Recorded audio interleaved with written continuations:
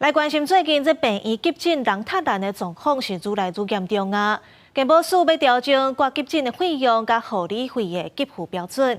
健保署打算要修订新制，甲急诊留院观察的检测费和护理费分开算钱。另外，嘛要放令提早出院规定。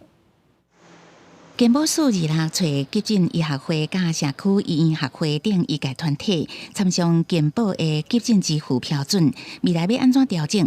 即马确定的是，未来急诊检查费甲护理费会分开算，依照减伤分类分列个别的费用，考虑到它的合理性，所以至于最后会调升多少，我们会参照在这个住院跟这个门诊还有病人的这个严重度，会再跟这个相关的急诊的这些专家们讨论之后，才会提出来。这一笔钱你是怎么运用的？是算在总额里面，还是没有算在总额？那如果是算在总额，一样钱是到医院的口袋里面，不会到我们这些护理人员的口袋。健保署表示，除了调整急诊支付标准，嘛会调整留观层支付标准。因为急诊患者若是需要留院观察，即马敢若给付护理费，无医师的检查费。未来会参考大院的模式，调悬急诊留观层护理费甲检查费。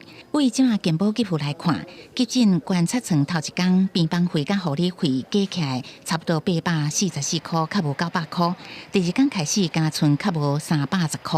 有医师认为，急诊医护的付出甲给付实在差伤济。针对健保署所寄出调高给付的对策，那需要设立监测指标来看是否能够发挥实效，会不会更加分配不公的一个情况。未来在制定政策的时候，必须要记得这些给付的调整，还是必须要以护理人员的这个薪资，而非奖励金真正有调升为一个核心的一个目的。健保署署长赵宗良表示，未来要求病院爱加人佮加薪，而且是调整薪资，毋是发放一届性的奖励金。一定4年会投入100亿预算，2万家护理人力拢留掉的。公视新闻采访报道。